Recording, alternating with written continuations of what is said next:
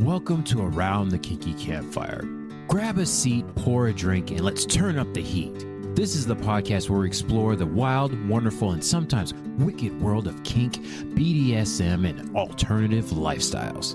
Whether you're a seasoned player, a curious newbie, or just here for the stories, we've got something for you. Join us on Thursdays on your favorite podcast platform as we share experiences, dive into deep discussions, and may even spark a little fire of your own. No shame, no judgment, just real talk around the kinky campfire. Let's get lit.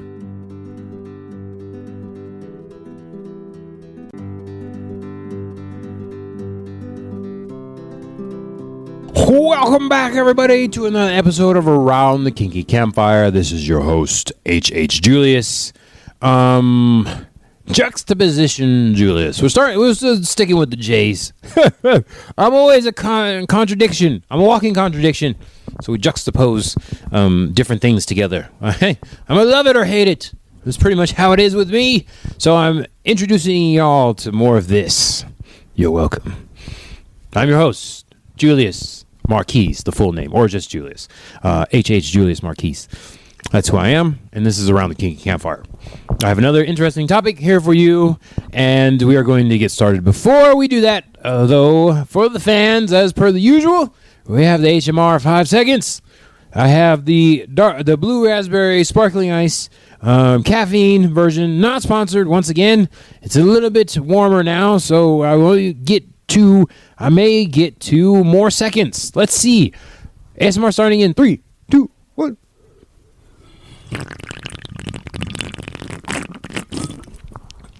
Oh, yep, still cold. Still a little cold. Not all the way warm yet. Woo, okay. We made it for a little bit. All right, so a little bit lighter episode that we have here today for y'all. It is different types of love. Did you know there's different types of love? No? Well, you can listen to it here because I, Professor Julius, will explain it to you. Professor Marquise? I like that better. Professor Marquise here to explain it to you. That is right. Julius is here, and I'm going to tell you about the different kinds of love because if you did not know, that's a thing. Okay. So I will have the article in the description. This is from 2020, so 6 years ago. So nice and marinated now, this whole entire concept. I will have to update this at some point in time. I will say I took this article because I did not know that there are this many different types of love. It makes sense after taking notes from this thing and then now talking about it with y'all. So that is why I'm sharing it with y'all. Okay, so think love occurs... What? Think love? I think I did that wrong. Love occurs solely between romantic partners, but that isn't necessarily true. There are 8 types of love in various relationships, such as with romantic partners, friends, family, and even strangers on the street. Weird. Understand the types of love you feel and the catalyst for it, why it happens. All right, so that is why I'm bringing this article. What is a love catalyst, you ask yourself, and I ask you through the interwebs. An agent that provokes or speeds significant change or action. A catalyst, like with chemistry. Usually heat. I'm feeling a heat. Now when I think about a love partner, part of yourself that enhances your experience with a type of love. Okay? For example, self-love is catalyzed by the soul, and affectionate love is catalyzed by the mind. Mwahaha. Affectionate love is catalyzed by the mind. Really? Interesting. Self-love is catalyzed by the soul. Huh. I have to do more research on that myself. What does that look like for me? Okay, first we have pragma. Pragma love. Unique bonded love that matures over many years. So that feels like an oxytocin thing, which is Julius' specialty. Love me a good oxytocin connection/bond. Everlasting love between a couple that chooses to put equal effort into the relationship. Chooses to put equal efforts into their relationship. Oh, that's a good love hormone muscle being built right there, and I love it so very much. I love the love commitment. Commitment and dedication are required. Oh, that's the only kind I want.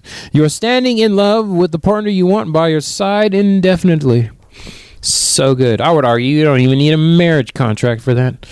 Love catalyst, etheric, subconscious. Subconscious drives partners towards each other. The feeling comes unknowingly and feels purposeful. Some would say it's a skill. You're working on your love skill. And some would say that Julius knows a lot about skills. That's pretty funny because Julius is saying what Julius is. For real though, y'all know I talk about social skills all the time. Doesn't that sound familiar to the love skills? It's almost like we're a relationship podcast. This is stuff we focus on.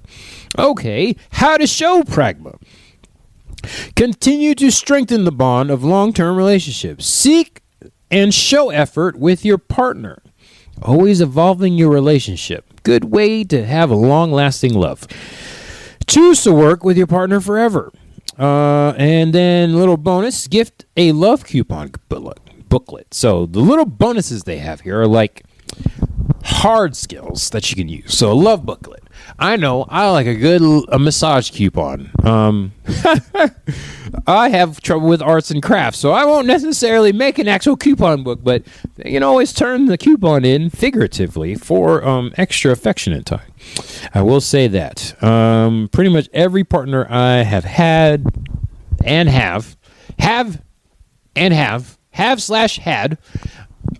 earns themselves a good old affectionate time from Julius here. So I like the fact that they put the little bonus in there of a love coupon book. Solo date, a romantic date, trip, is something I've seen in a coupon book before.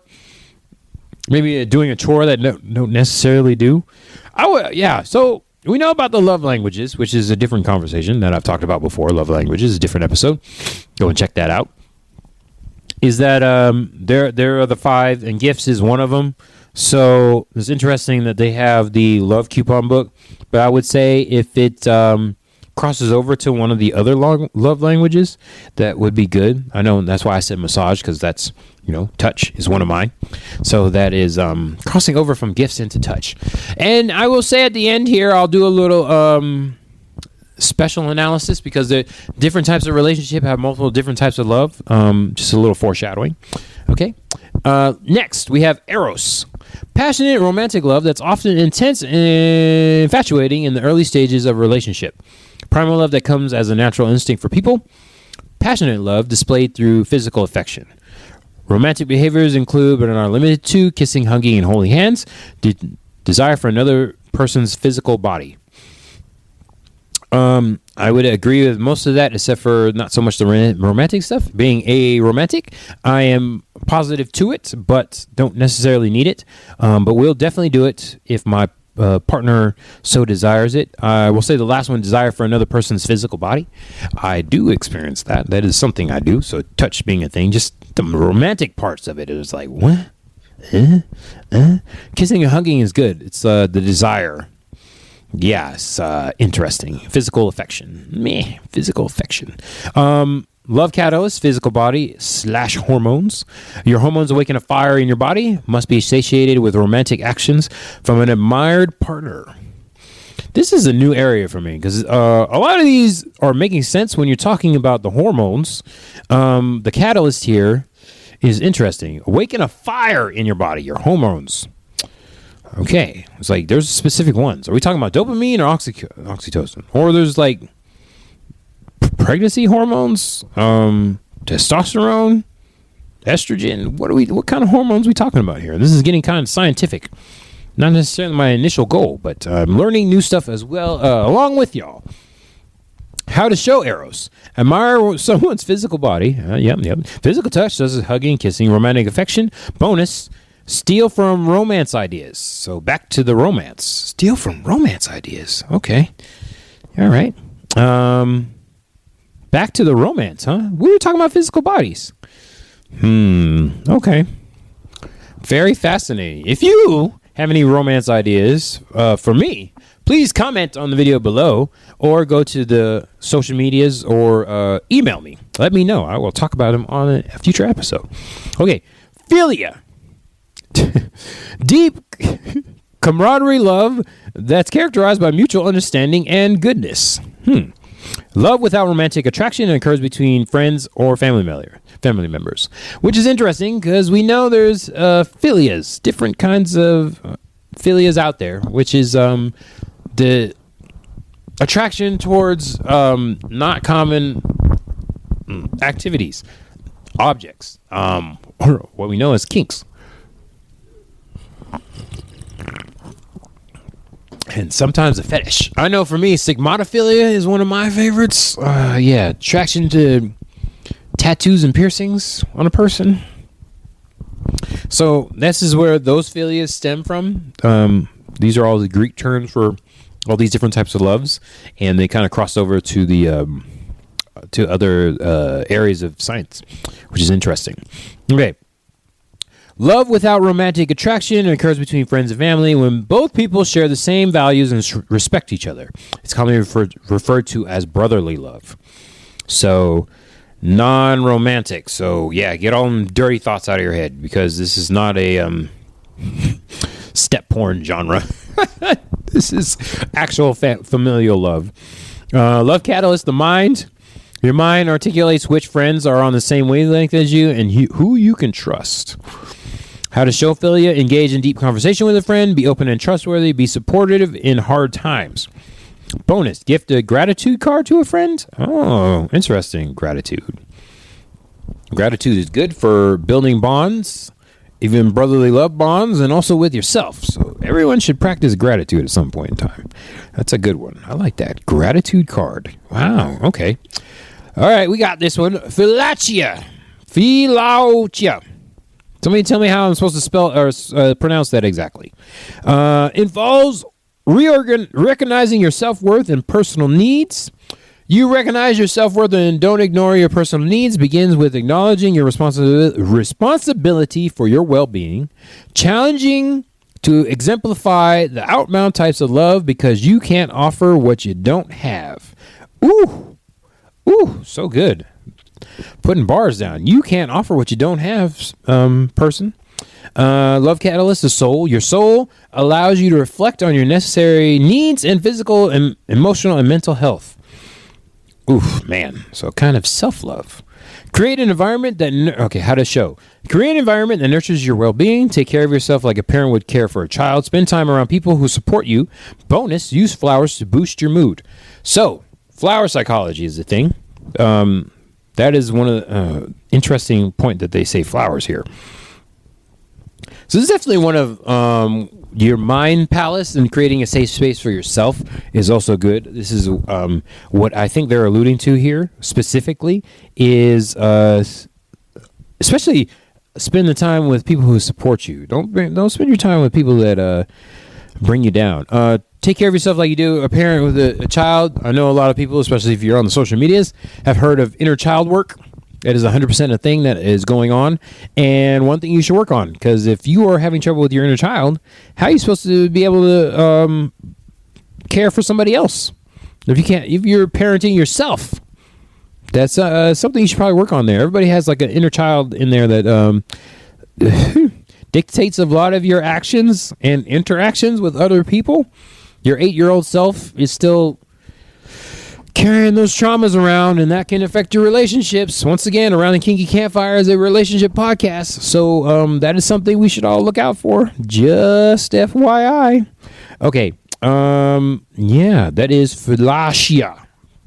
Nailed it. Storge. Innate love that you feel for those you consider part of your family, such as your parents, children, or siblings. Naturally occurring love rooted in parents and children, as well as best friends. I say naturally occurring, not necessarily. Infinite love built upon acceptance and deep emotional connection. Comes easily and immediately in parent and child relationships. Ooh, I would not say that. Postpartum depression is a thing. Goodness. All right. So we'll put quotes around easily and naturally and immediately. Love catalyst, casual memories. Memories encourage long-lasting bonds with another individual. As you create more memories, the value of your relationship increases. Fascinating. Okay, how to show storge. Sacrifice your time, self or personal pleasures. Quickly forgive harmful actions. Quickly? Okay. Share memorable and impactful moments. Bonus. Show how much you care with love words. Okay. Interesting. Show how you care with love words. Quickly forgive harmful? I would not say quickly. I would say forgiveness is a skill and a process. So I would say work through that, not necessarily quickly. Sacrifice your time and self or personal pleasures. Yeah, self-sacrifice is a thing when you're talking about family. Sometimes it's involuntary because they are family, so you just got to do it, which is okay. I will say I would not have a whole lot of experience with that, as I'm not super close with family. So that is one that that storge is more foreign to me. I will say that. So that is interesting to know that that is what is classifies as. Okay, ludus, casual fun love that can be platonic and long-lasting, childlike, and flirtatious, found in the beginning stages of a relationship, aka the watermelon sugar or honeymoon stage, or level 1, if you're talking about the 5 stages of a relationship. Consists of teasing, playful motives, and laughter between two people. Couples who strive for this love find a more rewarding relationship.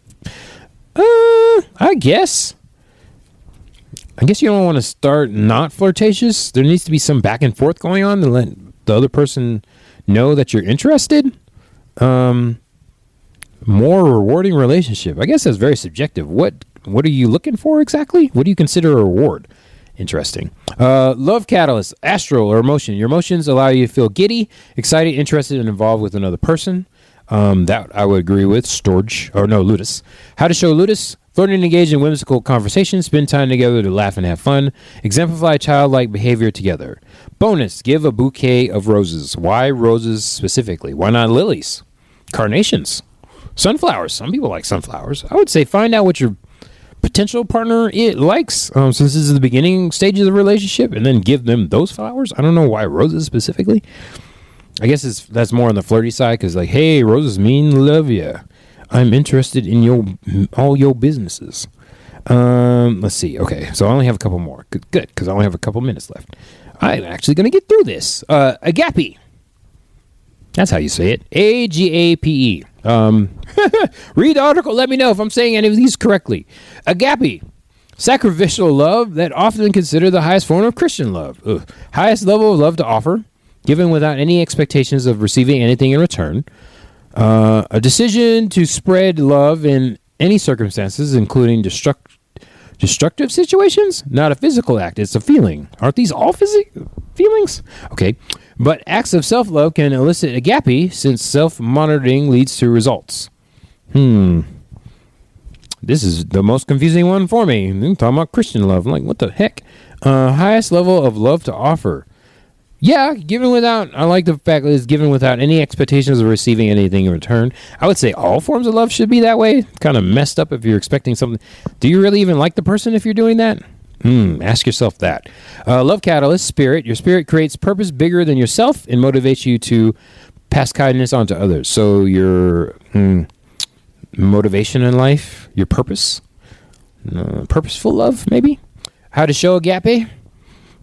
Dedicate your life to improving the lives of others. Stay conscious of your actions for the good of humankind. Offer your time and charity to someone in need. Start a random act of kindness calendar. Pay it forward, I would argue. Okay, so this one is the giving one, giving of oneself. More power to those people. I will say that the Doctors Without Borders, definitely shout out to them.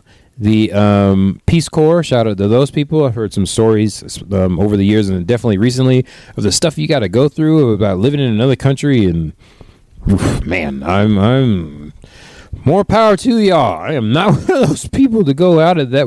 Man, yeah, I can't do it, but I very much respect those that can. Okay, obsessive. also known as mania. Yay! Can be all-consuming and interfere with your life. Leads to unwanted jealousy and possessiveness. Codependency. Found in couples with an imbalance of love towards each other. Imbalance of eros and ludus is the main cause of mania.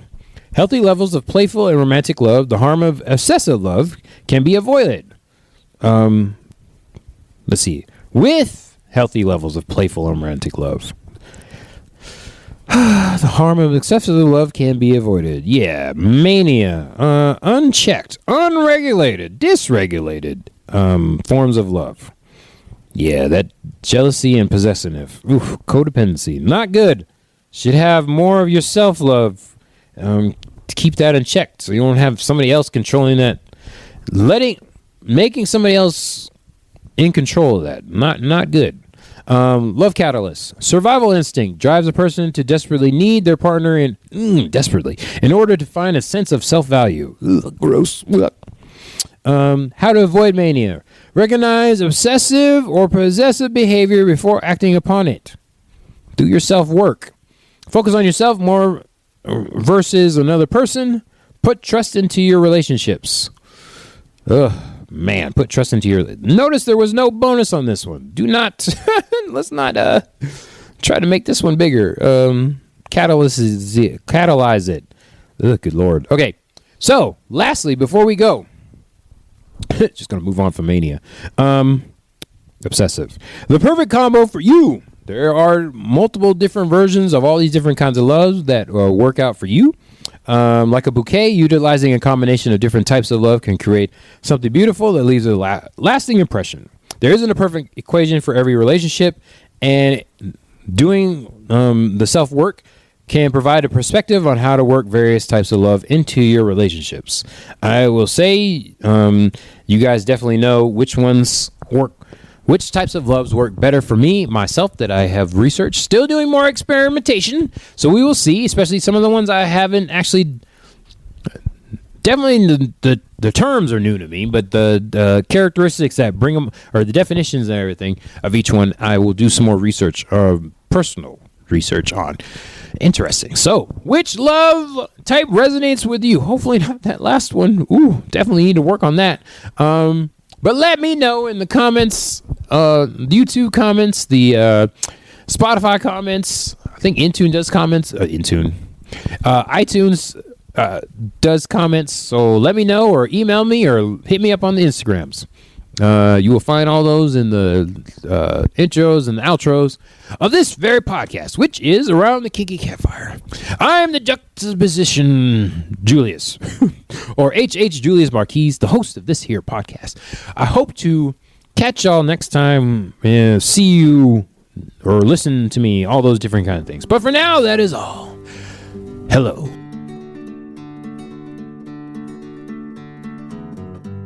That's a wrap for this episode of the Around the Kinky Campfire podcast. We love having you by the fire, and we'd love to hear from you. Got a kinky question, a steamy story, or a topic you want us to cover? Slide into our DMs and send us a message at Around the Kinky Campfire, campfire with a K, at yahoo.com. Don't forget to subscribe, rate, and review wherever you're listening. Your support helps keep the flames burning and the conversations flowing. Follow us on Twitter, Kinky Campfire, Campfire with a K, YouTube, Around the Kinky Campfire, Campfire with a K, or Instagram, Campfire Kinksters, Campfire with a K. To stay in the loop, join the community and keep the kink alive between episodes on Thursdays. Until next time, stay safe, stay sexy, and keep that fire burning.